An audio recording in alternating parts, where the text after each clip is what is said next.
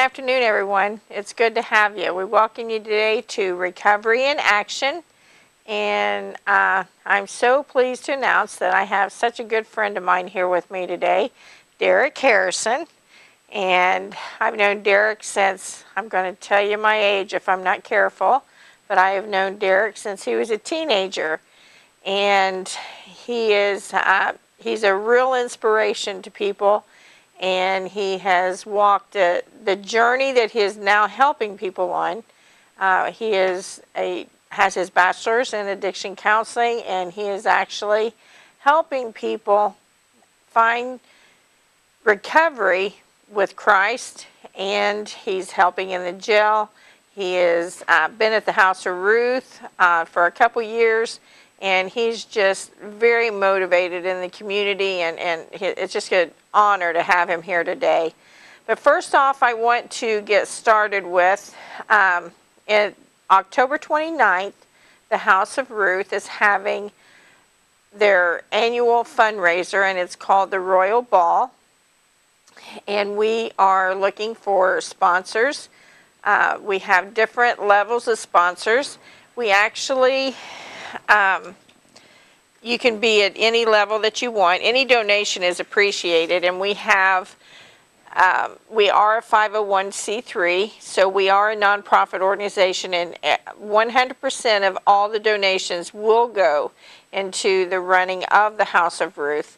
And you can count it off on your taxes. We will give you a receipt. And we have platinum sponsors, and that would be for $1,000. And we have gold sponsors, and that is $750. And then we have silver sponsors for $500 and associate sponsors for $250. But there again, any amount that you would like to contribute to the House of Ruth for any donation is greatly appreciated. And because we solely work on donations and grants, and it's a great opportunity to plant seeds into these young women's lives that are at the House of Ruth also. And that, again, is October 29th. And if you're interested in that, you can contact me for reservations. We do not sell tickets to the event, but you can contact me if you want to be one of these sponsors, because with each sponsorship, you receive a table that you can invite family and friends to come with you. And it's a great opportunity just to find out what we do. It's a great opportunity to invest in women's lives. And we have it at the Elmhurst at the Masonic Lodge on 121. And it's just a beautiful place. They give tours after the dinner. St. Gabriel's is actually who is preparing the dinner for us this year. And with their volunteers, they're serving it. And they're helping with the decorations. They're just monumental in everything that they're doing. They have been a true blessing to the House of Ruth this year. And we just want to give them credit. And they're doing a great job. One of their groups has even adopted some of the women to help them, to get dresses, and they're having their hair done. It's just going to be a great event. It's just such a blessing. So anyone that is interested in that, you're welcome to call me, and you can reach me at the House of Ruth on the office phone at 825-3333, or you can call me on my cell phone at 265-7875 at any time if you would like to sponsor or be able to be a guest at that event. And I want to just give some encouraging words today. I was just sitting at the computer before I came, and I just wanted to give something encouraging to people, because that's what this show is about. It's recovery in action, but I want to offer people hope. And I know that we talk about addiction, and it's not the most pleasant conversation, but it's one of those things that it's real life. And as Derek can tell you, he deals with it every day. It's real life, and it's the real deal, and it's not going away, but you can be encouraged in knowing that there is hope for you. When you read inspirational quotes from the Bible, it can help inspire you in times of doubt, in times of loss, mourning, sadness, and hopelessness. The Bible has many passages that encourage you and can give you the strength you need to get through each day. In 2 Timothy 3:16, it tells us that all Scripture is inspired by God and useful for teaching, correcting, and training in righteousness. The Bible is a work of God that was written by human men that were inspired by God. What better source of inspiration than our own Creator? Whether you are looking for motivation, encouragement, reassurance, or peace, the Bible can inspire you. In Jeremiah 29, verse 11, it says, "For I know the plans I have for you, declares the Lord, plans to prosper you and not to harm you, plans to give you hope and a future." And that's what Recovery in Action, that's what this program is about. I don't want to discourage people. I want to encourage them and let them know that there is hope through Jesus Christ.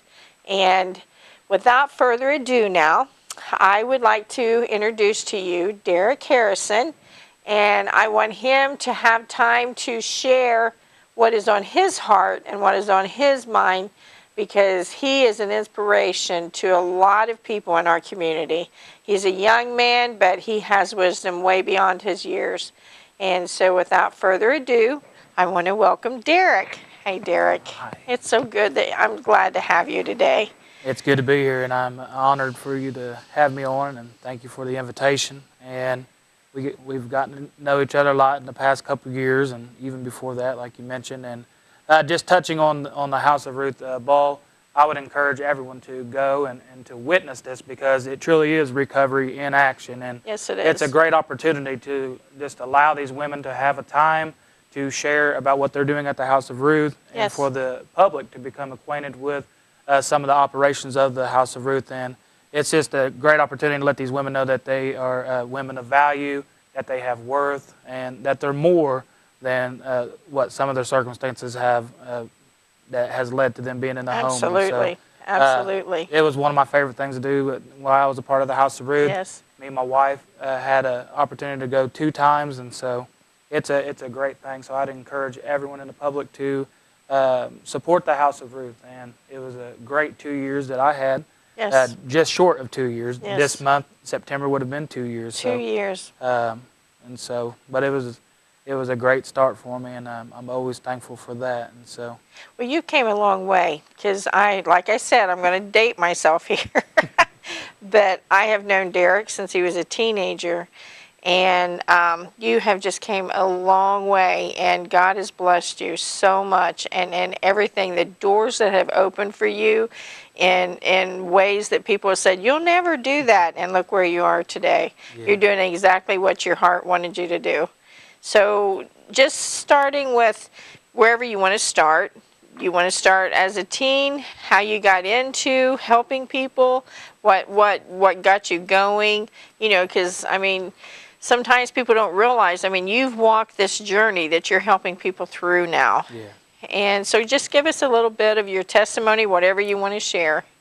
All right, for me, my story with addiction starts, I was born into addiction. Both my parents were teenagers, and so I was born. They had a lot of brothers and sisters, and they had their own struggles with addiction. And so that's what I was born into. And for the first 10 years of my life, that's what I witnessed. A lot of different types of different things that I've seen and witnessed through that is involved with the drugs and alcohol. And my mom, she did the best that she could. Oh, and, yeah. She married, one of the best things she did, she married my stepfather whenever I was 5. And, that was a part of my struggle growing up, was that I didn't have, my biological father was in and out of the picture, and he had his own struggles with addiction. But my stepfather, him and my mother was married in 1990, and I was 5 years old, and we went from there. But there was a lot of violence and just different things that come with the drugs and alcohol. And so at 10 years old, though, my stepfather, he woke us up and he said, we're going to church. And he told my mom, he said, you can either come with us but we're going. And she went, and she was unwilling at first, but she went. And I don't know if it happened the first time that they went, but several services in, it was Larry Callahan over at Grandview Yep. Word of Life. Oh, I remember him well. He just Great spoke man. straight to my, yeah, he was, and he spoke to my parents' heart, and they went up and they were delivered from drugs and alcohol.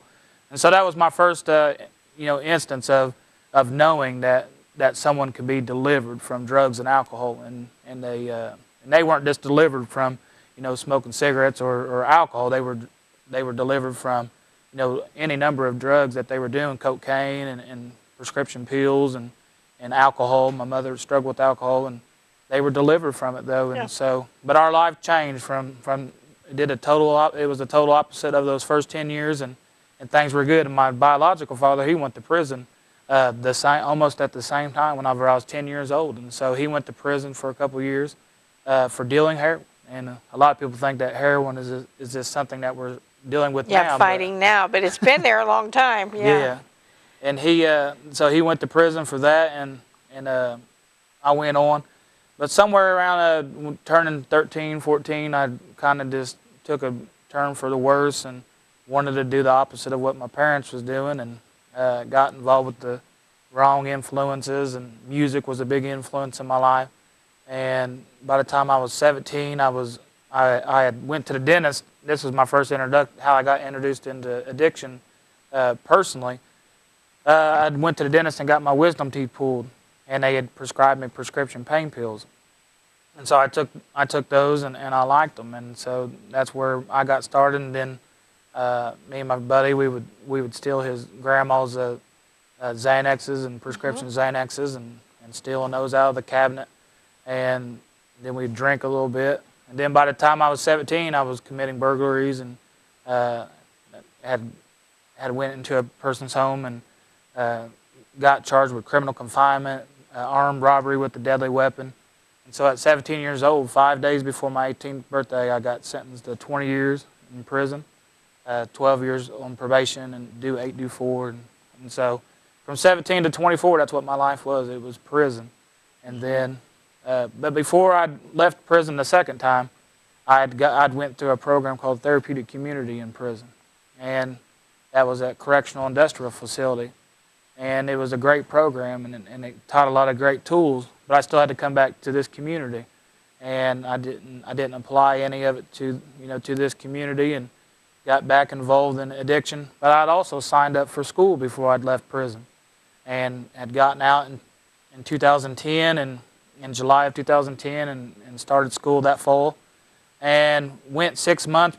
When I first went, I had just signed up for something, and then my professor, he sat me aside, and he said, he was honest with me. He said with all them tattoos and your record, he says, you're probably not going to do very well in this choice. And so I just switched. I didn't know what I wanted to do, so I just switched it to human services and said, well, I like the therapeutic community, so maybe I could do something like that. But I was still as addicted as could be, and about another year into it, I struggled with addiction. But then the turning point came November 1st, 2011.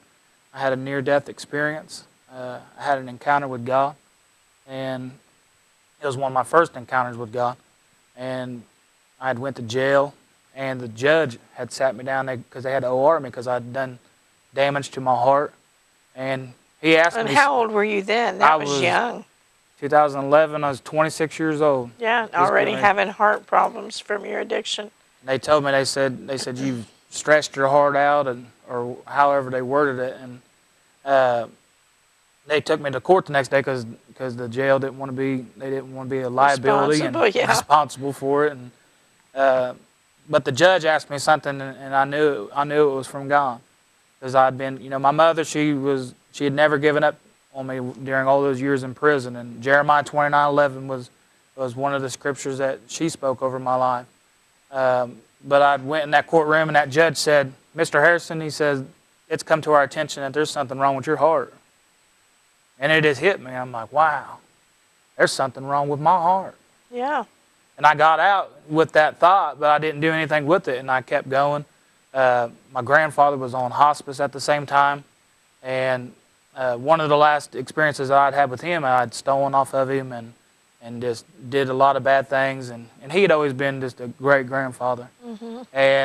But he was on hospice, and my mom and my stepdad said, they said, you need to come see your grandfather because he's not going to last through the next week. And so I went over there, and I was just in a bad state of mind and was back involved in drugs again. But I went in there in that room, and God spoke to me again. He said, and my grandfather, he said, I've always loved you like you were my own, because he was my step-grandfather. He said, but you broke my heart. But then he says, but I forgive you. And it just put in my mind of what Jesus Christ did when he hung from the cross. And he said, Father, forgive them, for they don't know what they're doing. They don't even know what they're doing. Don't even know what they're doing. Yeah. So now I know there's something wrong with my heart. Now here's this man on his deathbed, but all he's concerned with is making things right with me. And so there I am again, but I didn't do anything with it. And a couple days later, I went to jail for a DUI. God spared me. I was drinking and driving, and could have hurt myself or hurt other someone people. else. Yeah. And went to jail and was in there for 3 weeks, I think it was. And my mom came bonded me out for the first time. They had never bonded me out before that, but she just felt led to come get me. You'd think I would have went home and settled down, but I got straight out and did what I'd always done, and went straight out with the people that I thought that I needed to be with. And one thing is the one person that always showed me unconditional love was the one that I never wanted to be around, didn't ever respect. But the people that didn't love me, they didn't respect me, but I always ran right back to them. And December 29th, I got bonded out of jail December 18th, 2011. And then December 29th, 2011, I was sitting in a room, and I just had an overwhelming feeling of that I felt more alone than I'd ever felt in my life. And I did 7 years in prison before that. I did time in segregation. But I felt more alone in that room, surrounded with all those people, than I'd ever felt in my life. And there's this overwhelming feeling of that I felt like, you're going to die tonight. And there was just this thought of, you deserve to die. And just different, different thoughts of, all the things I'd done over the years just came through my mind. And then, I agreed. I said, yeah, I deserve to die. And this, I'm just thinking this to myself. And I did. I started to labor to breathe, and was losing consciousness a little bit, and was just and then it just seemed like that time just stood still, and it seemed like every bad thing I'd ever did just came and just was weighing in on my chest and just pressing me down, in that spot. But then my cell phone vibrated in my hand, and I came to just long enough to look down at it, and it was Mom. It was my mom, and she says, "Are you going to let the devil destroy you?" And there it was, all the pieces connected. There was something wrong with my heart. There's this forgiveness. Physically and now, are you going to let the devil destroy Yeah. you? And she came and got me, and I went home for the first time since I was 16 years old. I've been running all those years, and I said, "Come get me." She said, "You want me to come get you?" I said, "Yeah, come get me." And just entered, just God, with all that was weighing in on that room, something else stepped in that room that night, and I had an experience with God that's changed my life and has put me on a path of recovery. One thing that you said that's monumental in recovery is when people maybe get out of prison, maybe get out of rehab, maybe get out of the hospital, maybe get out of a bad situation. Sometimes I don't think they realize how detrimental it is for them to go back to their old lifestyle, their friends, we have to make a change. Yes. We have to make a change. And when you recognize, and like that judge, I mean, that was, to me, that's just God speaking, through him. You got something wrong with your heart. I mean, how many people, from a bench will say that? And then, the different things that led up to that. But sometimes I think, and you had therapeutic communities, and you knew what to do. Yes. But it was like it was bigger than you are. And I believe addiction is that way sometimes. We get wrapped up in addiction, and we know what to do. We may have the tools, but when you go back into, we use the definition of insanity, Yeah. doing the same things over and over and expecting a different result. and it's not going to happen. You have to change your lifestyle. You have to change your heart. You have to change your mind. You have to make those changes. And when you made those changes, what happened? Well, it put me in a new direction in my life, and and Yeah. the definition to repent is to that change one's mind, to change one's direction, and to change change your whole life, and that's what happened. But it wasn't overnight. It's been a 5-year process, and Yeah. so but He's done a quick work in 5 years. I was already signed up for human services, so once I was sober and clear-minded, now I was able to focus on that and complete that. But I also still had these charges that from when I'd gotten arrested for the DUI that was weighing against me. But even God even worked in that situation to where I ended up only having to do a year on house arrest, and I developed a great relationship with those folks. Unknown that a few years later, and I don't want to get ahead of myself, but Yeah. a few years later, that I would be working with You'd those be people. working with And them so, very people, yeah. recovery for me has just been full circle, and so I finished my human services degree in 2014, and around the same time, the same year got hired on at the House of Ruth, and so, but all the way through my human services, my professors again, they sat me down the same way they did whenever I was trying to do the HVAC, the heating and cooling, and they sat me down. And they said, we don't want to discourage you. Which they was discouraged, but Yeah. they said, but with your record, they said you'll never work in a professional setting, and I don't want to name any kind of agencies, but I Right. tried to go do some internships here in town, and those people turned me away also for their own reasons because Right. they have liabilities, but I just kept going, and I worked at the Hope House in Richmond. They gave me an internship up there.